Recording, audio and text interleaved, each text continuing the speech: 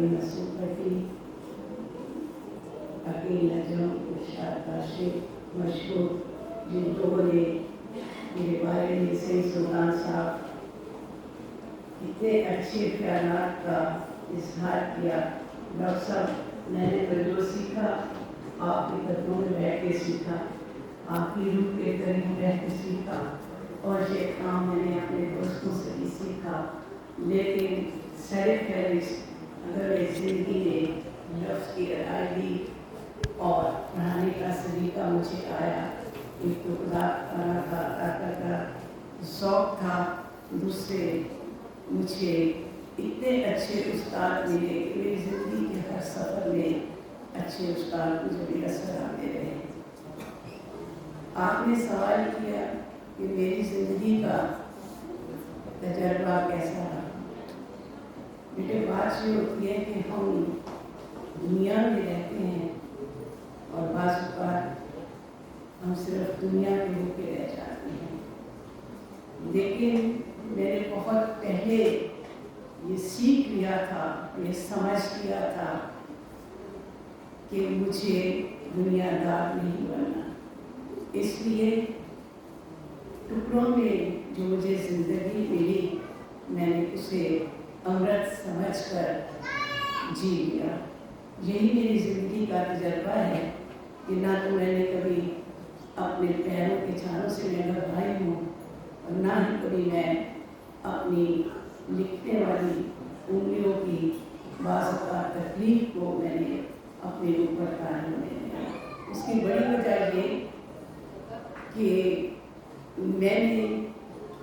कभी मैं बहुत खुश नहीं होती, कभी भी नहीं होती, और इसी तरह मैं रंजीदा भी बहुत ज़्यादा नहीं होती, और गम को भी थोड़ी देर में भूल जाती हूँ।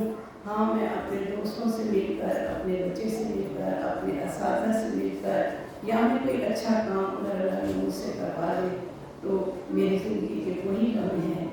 और तजर्बे तो बहुत ज़्यादा हैं, तरक्की है, शीरी भी है, मोहब्बतें भी हैं, और लोगों की क्या कहें कठिनाइयाँ जो मुझे गुजारनी पड़ी, मैंने वो सारी अबूल की। और लेकिन सिर्फ एक जज्बा जिसने मुझे हमेशा तंदुरुस्त रखा, एक तो मेरी मुस्बत सोच थी, दूसरे मेरे असातिज़ा का हौसला, तीसरे और पहली मेरी माँ की तरबियत, कि मैंने अपनी माँ को कभी रोते नहीं देखा, कभी मैंने किसी दुख का इजहार करते नहीं देखा। तो मैंने समझा कि यही रवैया ज़िंदगी का सबसे बेहतरीन रवैया है कि आप इस थोड़े से वक्त के लिए आए हैं, तो आप अगर कुछ किसी के लिए कर सकते हैं तो इससे बड़ी रूहानी खुशी कोई नहीं होती। हम मरते रहते हैं आहिस्ता आहिस्ता, लेकिन अगर आपको कुछ करने का मौका मिल जाए और आप आसान तरीक़ पर वो कर जाएं तो आप जी उठते हैं, तो मैं भी नहीं जी रही हूँ।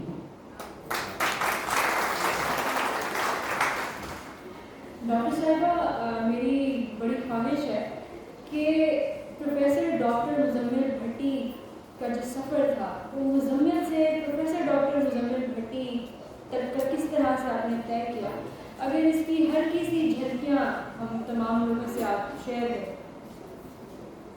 सफ़र तो जारी है, और मैं कह नहीं सकती कि बहुत मुश्किल है वो सारे वाक़यात को बयान करना, लेकिन मैं अच्छी बातें करूँगी।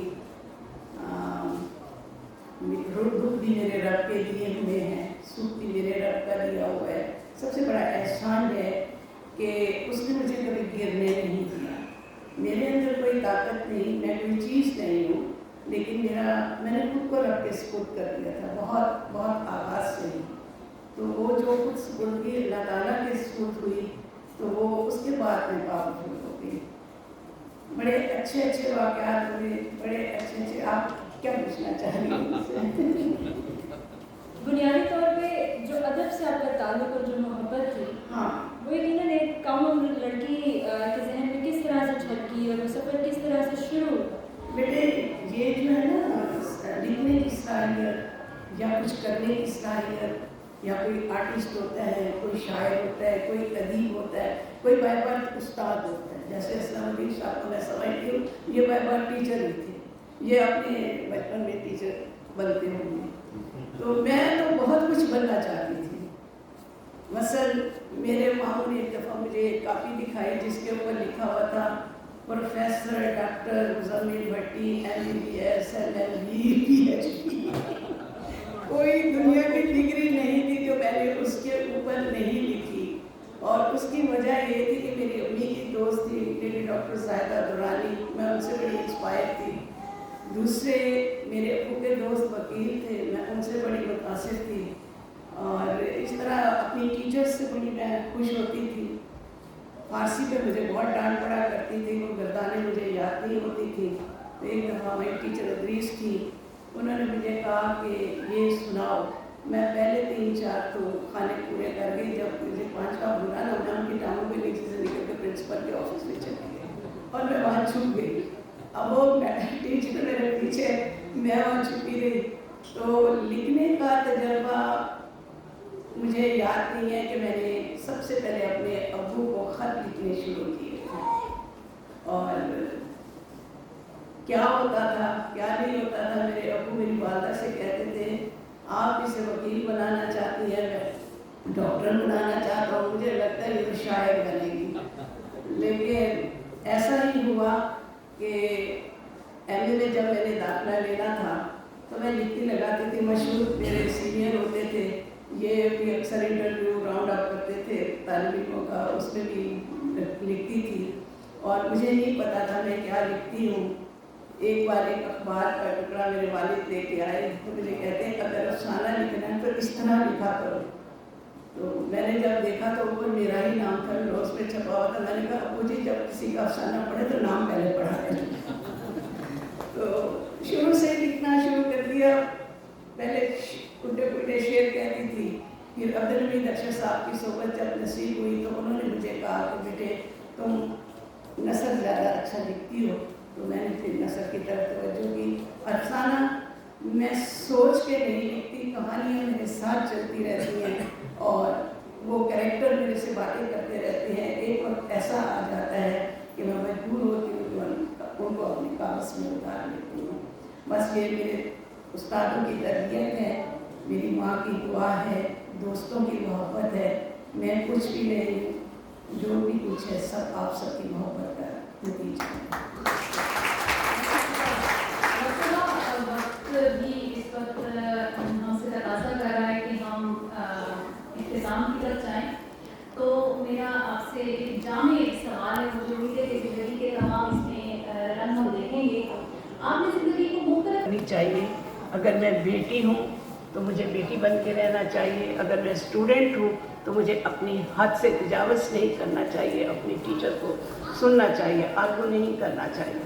अगर मैं माँ हूँ तो मुझे अपने बच्चों की तरबियत पर तवज्जो रखनी चाहिए। अगर मैं बीवी हूँ तो मुझे सिर्फ अपने शौहर की मोहब्बत और उसकी खुशी के एहसास में खुद को गिरफ्तार करके जीने का सलीका सीख लें तो ज़िंदगी बिल्कुल मुश्किल है।